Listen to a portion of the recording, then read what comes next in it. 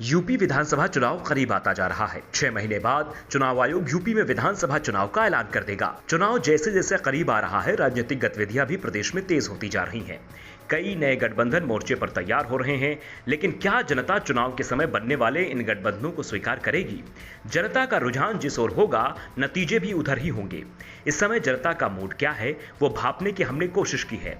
UP की 52 विधानसभा क्षेत्रों में हमारे संवाददाताओं ने लोगों से संपर्क किया और विधानसभा में हमने 50 लोगों की राय जानने की कोशिश की। यूपी में 2773 लोगों से इस दौरान हमने पूछा कि यदि आज उत्तर प्रदेश में चुनाव हो तो वो किस दल का समर्थन करेंगे। सर्वे में शामिल 918 लोग शहरी क्षेत्र से और 1855 लोग ग्रामीण क्षेत्र के शामिल किए गए। हमारी कोशिश रही कि यूपी में जिन जाति की जितनी संख्या है, उसी के अनुसार हम उस जाति और धर्म के लोगों से उसकी राय जान सकें, क्योंकि यूपी चुनाव में जातिगत फैक्टर एक बड़ा फैक्टर होता है। हम आपको अपना सर्वे दिखाएं, उससे पहले ये जान लेते हैं कि 2017 के यूपी विधानसभा चुनाव में क्या परिणाम रहे थे। इन चुनाव में बीजेपी का गठबंधन अपना दल और सुहेल देव भारतीय समाज पार्टी के साथ था, जबकि कांग्रेस और सपा मिलकर चुनाव लड़े थे। बीएसपी अकेले चुनाव मैदान में उतरी थी। तो 2017 में यूपी के अलग अलग हिस्सों में क्या रहा था परिणाम, इससे पहले ये देख लेते हैं। 2017 का विधानसभा चुनाव परिणाम: पूर्वी उत्तर प्रदेश 167 सीटें, सपा के खाते में 20, बीजेपी को मिली 129 सीटें, बीएसपी को 14, अन्य के खाते में 4।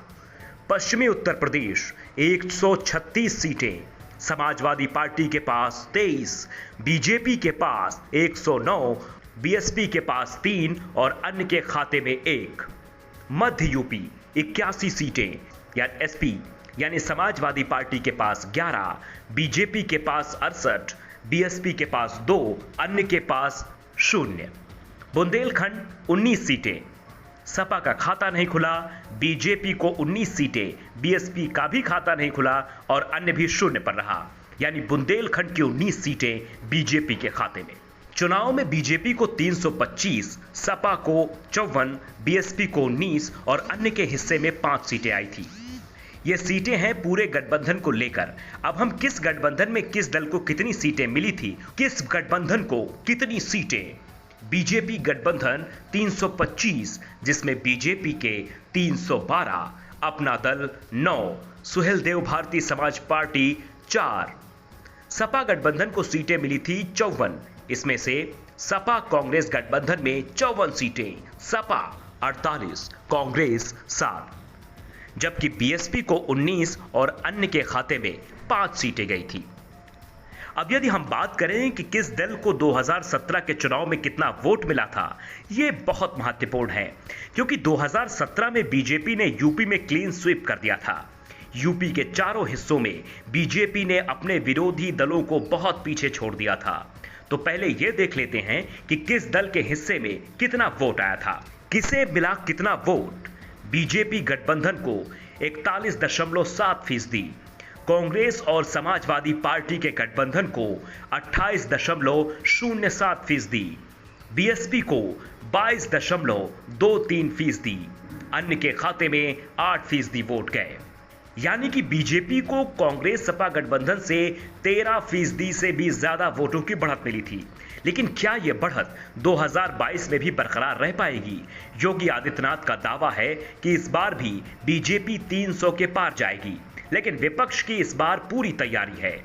तो हम अब शुरू करते हैं 2022 को लेकर किए गए सर्वे को। सबसे पहले हम बात करेंगे पश्चिमी उत्तर प्रदेश की। यहां कृषि कानून का सबसे ज्यादा विरोध देखने को मिला है। पश्चिमी उत्तर प्रदेश के कई जिलों में मुस्लिम आबादी 30% से भी ज्यादा है और यह माना जा रहा है कि मुस्लिम बीजेपी के खिलाफ ही वोट डालेंगे। पश्चिमी उत्तर प्रदेश में दलितों की भी अच्छी खासी संख्या है। साथ ही कई जिलों में जाट समुदाय का जबरदस्त असर है। किसान आंदोलन का सबसे ज्यादा विरोध भी जाट समुदाय द्वारा किया जा रहा है। उत्तर प्रदेश में जाट अब तक बीजेपी का समर्थक माना जाता था, लेकिन इस बार यह मतदाता बीजेपी से छिटकता दिख रहा है। पश्चिमी उत्तर प्रदेश में 136 सीटें हैं।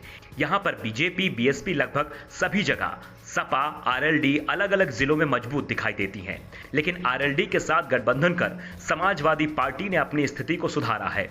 पश्चिमी यूपी पर अपना सर्वे दिखाने से पहले हम नजर डालते हैं 2017 में पश्चिमी यूपी में किस पार्टी को कितनी सीटें मिली थी। पश्चिमी उत्तर प्रदेश में सीटें 136, बीजेपी 109, समाजवादी पार्टी 23, बीएसपी 3, अन्य के खाते में 1। 2017 में बीएसपी अपने मजबूत गढ़ में भी हार गई थी।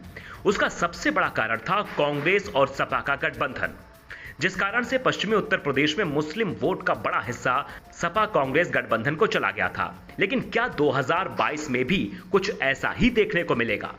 वैसे इस बार सपा और कांग्रेस अलग अलग लड़ रहे हैं, लेकिन सपा के साथ आरएलडी का गठबंधन तय माना जा रहा है, जो यहां की कई सीटों पर मजबूती दिखा रही है। तो देखते हैं कि आज यदि पश्चिमी उत्तर प्रदेश में चुनाव होते हैं तो क्या स्थिति बन सकती है। सबसे पहले हम देखेंगे किस दल को कितने प्रतिशत वोट यहां मिल सकता है। पश्चिमी उत्तर प्रदेश में सीटें 136, किस पार्टी को कितना वोट?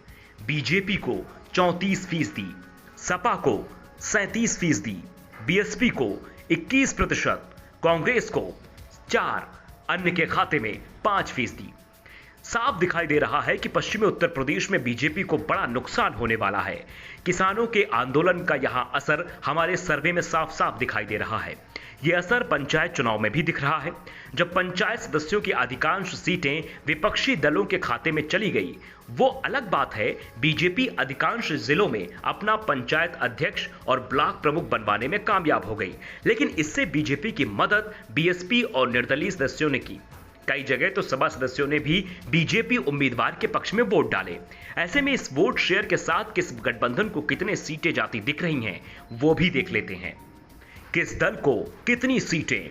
बीजेपी 49, समाजवादी पार्टी को 64, बीएसपी को 18 सीटें, कांग्रेस के खाते में 2 और अन्य के खाते में 3।